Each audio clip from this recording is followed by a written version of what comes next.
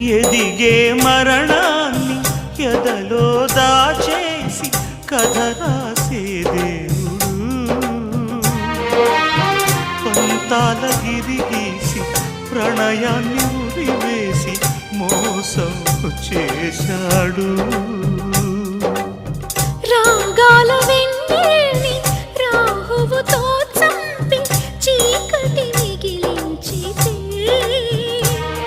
ఆ వేకువలా మళ్ళీ రేకులు వెదజల్లే రవియే పుడతాడులే. ఆ దీపంలో నీ రూపమే